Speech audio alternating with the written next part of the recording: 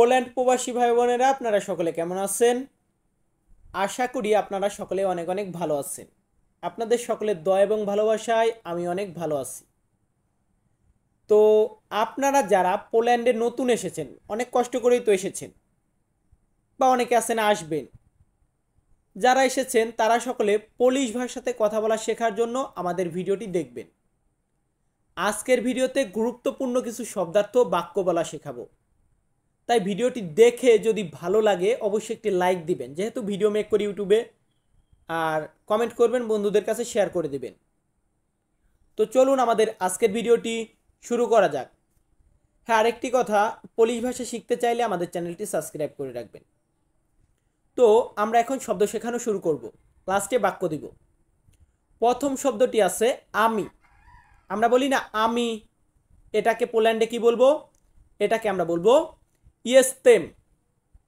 Polish, পোল্যান্ডের ভাষা হচ্ছে পোলিশ। পোলিশ শব্দ ইয়েস্তেম মানে হচ্ছে আমি।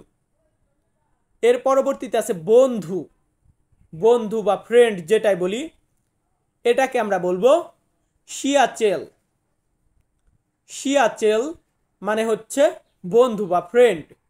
তো যারা ইংরেজি, মানে অনেকেই লক্ষ্য করেন ইংরেজি লেখাটার দিকে, বাট এখানে কোনো ইংরেজির কোনো ব্যবহার নেই।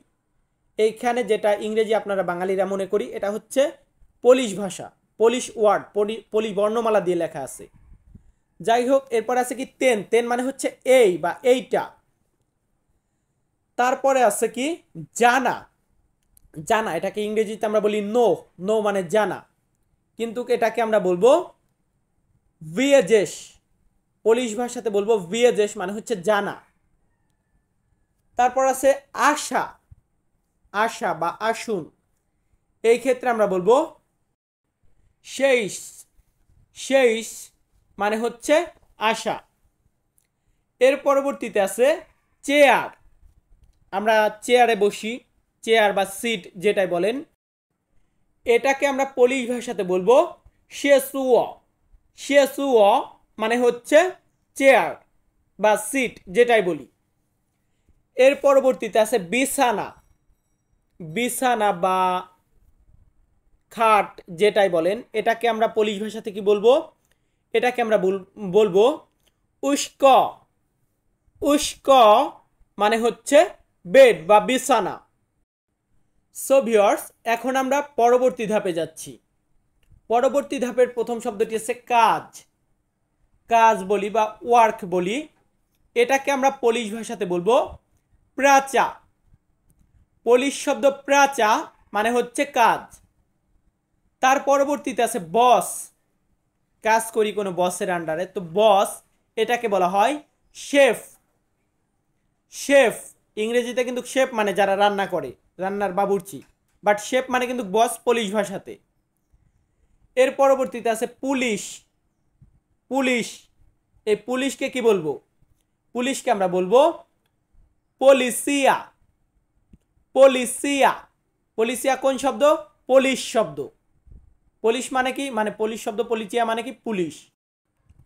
পুলিশের পরবর্তী শব্দটি আছে নিশ্চিত। কোনো একটা জিনিস নিশ্চিত বা কনফার্ম, এটাকে বলা হয় ইয়াসনে।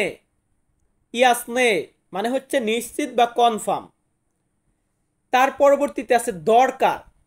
কোন একটা প্রোডাক্ট দরকার বা আপনাকে দরকার, তো দরকার বা প্রয়োজন, এটাকে বলা হয় পোচ্ছেবোবাস।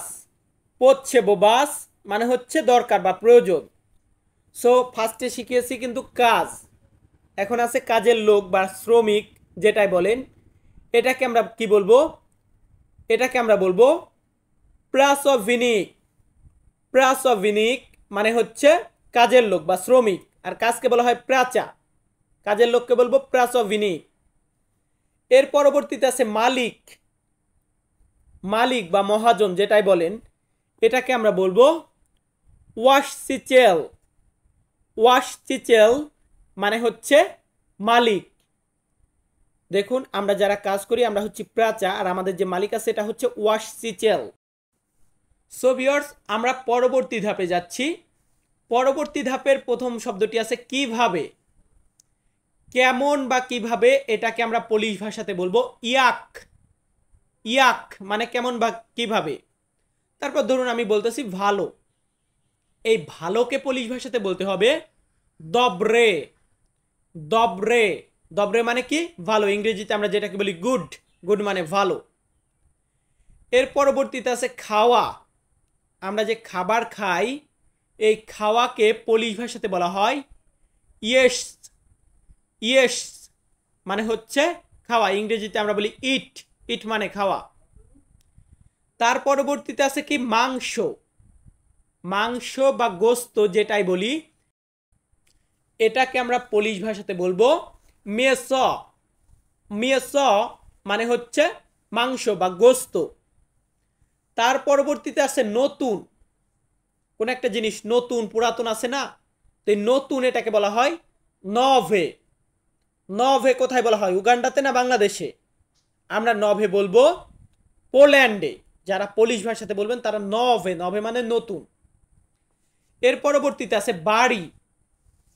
বাড়িকে কি বলা হয়, আমাদের যে বাড়ি আছে হোম বা হাউস এটাকে বলা হয় দম।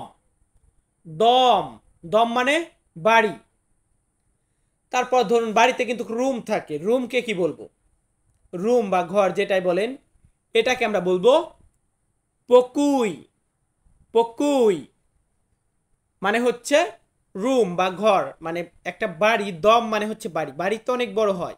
আর পকুই কি, পকুই হচ্ছে আলাদা আলাদা, একটা বাড়িতে 5টা পকুই থাকে মানে রুম থাকে, এই রুম হচ্ছে পকুই। আর দম হচ্ছে বাড়ি। তো শব্দগুলোকে একদম মুখস্থ ঠুটস্থ করে রাখবেন। এখন আমরা কিছু বাক্য শেখাবো। তো বাক্য শিখতে হলে আগে কিন্তু শব্দ শিখতে হবে। তো এখন যে বাক্যটি রেখেছি প্রথমে সেটা হচ্ছে আমি জানি না।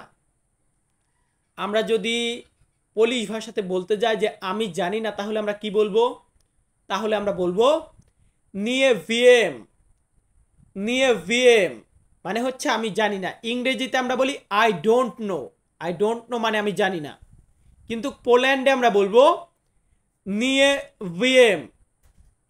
অনেকটা মানে লিথুয়েনিয়াতেও অনেকটা পোলিশ ভাষা ইউজ করা হয়, তো আপনারা এই ভাষাটা মানে লিথুয়েনিয়াতে ইউজ করতে পারবেন। এরপর আছে কি আপনি চেষ্টা করুন।